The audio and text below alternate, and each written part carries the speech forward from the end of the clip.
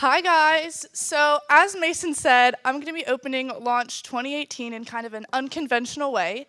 Now, ever since I can remember, politics has always been a passion of mine. It's something I was just always kind of drawn to.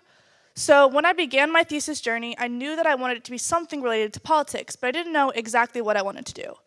So as I began researching, I finally found my perfect fit of a topic, and that is the presence of religion in American politics and whether or not it's constitutional. Now, I did the research, wrote the paper, and as launch day was starting to approach, people started asking me how I best wanted to share my research with the student body. And I kind of immediately knew that the typical presentation wasn't going to work for me, and that's when I had my idea. I wanted to do a mock presidential debate with myself as the moderator with two candidates, debating both sides as to whether or not religion should have a presence in American politics. And that's what I'm doing today.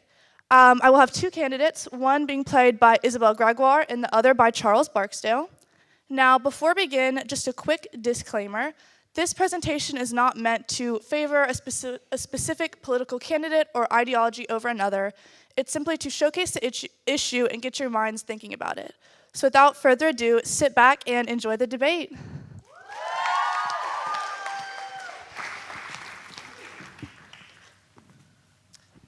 Hi, my name is Erin Alpandinar, and welcome to the 2018 presidential debate between Senator Gregoire and Senator Barksdale. Please welcome your nominees.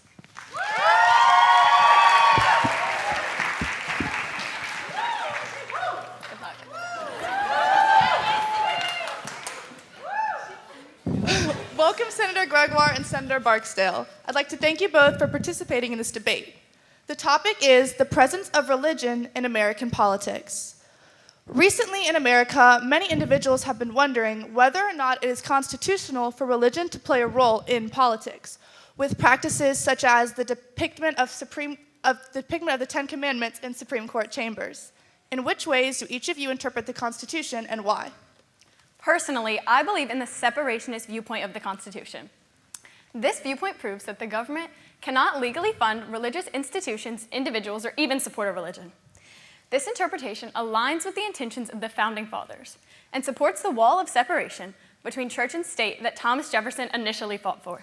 You can't argue with the Founding Father, right? Listen, Senator Gregoire, I don't agree with your separationist view of the Constitution. If you could just consider the non-preferentialist viewpoint, you would see it as clearly better. It has been supported by countless Supreme Court justices, including Antonin Scalia. You see, the Establishment Clause is meant to stop the establishment of a national church, not prevent the favoritism of religion over non-religion, or vice versa. Now that we have the basis of our candidates' beliefs, let's move into a few more instances where church and state directly intersect. Recently, religious leaders have been under fire for incorporating their political thoughts into addressing their congregation. Legally, the Johnson Act prohibits this from taking place. What should happen with the Johnson Act? And is it constitutional for religious leaders to openly express their political thoughts?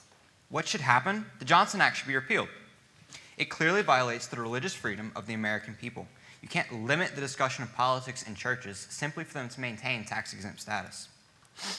This just silences American citizens. While campaigning, I spoke to a priest at a rally.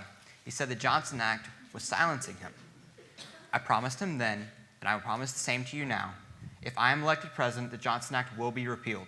It is not constitutional, and I will not stand for it. Senator Barksdale, I have to disagree with you. The Johnson Act prevents the intersection of church and state that this country was founded on. In fact, I don't think it's enough. Even with the act, 34% of regular churchgoers have stated that they have been asked by someone in a position of authority in their church to take political action and even vote. I don't know about you, but this is extremely alarming to me. If this isn't intersection of church and state, I don't know what is. I can't sit back and let this unconstitutional and un-American practice continue. Thank you, Senator Gregoire. Moving on to our next topic, the presence of religious interest groups. Is it constitutional for such groups to exist in modern American politics?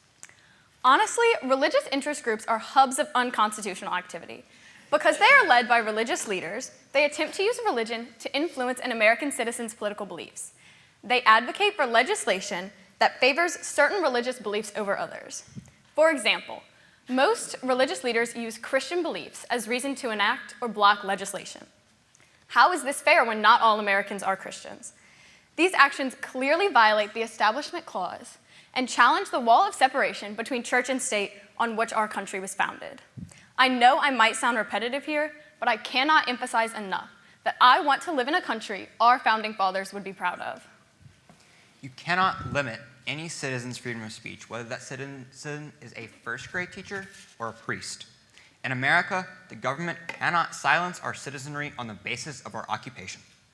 We are privileged enough to live in a free country that was created by, may I remind you, the American Constitution? Please tell me, Ms. Gregoire, how could this document call for the silencing of American citizens? Thank you, Senator Barksdale. Moving on to our next topic. Many government officials, most notably presidents, have been known to incorporate religious rhetoric into their public addresses, incorporating underlying religious messages and cues in order to gain the support of Christians in America. Is this practice constitutional? This is absolutely constitutional. I'm bewildered as to why it's even a topic for discussion. Presidents are American citizens, right? I mean, the last time I checked, that's part of the job requirements. Listen, a president is clearly entitled to the same freedom of speech as the rest of us. If religion is part of his beliefs, then there's no reason he can't express such moral convictions to us. The president's moral and religious convictions will govern his actions, and thus the American people are entitled to learn what those convictions are. Politicians and religious leaders use religious rhetoric in their speeches, advertisements, and more. They are clearly harnessing religion in order to get voters to join their cause and to vote for them. In fact, they might be smart in doing this if it weren't so violating. The presence of religion in a campaign is extremely successful in rallying and organizing Christians in America, a majority group which has the power to sway an election. Yet, as I've said before, I believe the use of religious content, whether it is a slight reference or a direct quote from the Bible, is inherently un-American. Thank you, Senator Gregoire. Moving on to our next and final topic. Recently in Texas, Senator Dan Patrick posed the following question to a state legislature. If God were here today, how would he vote? Is it constitutional for politicians to use religion in a way that directly justifies political action? Absolutely not.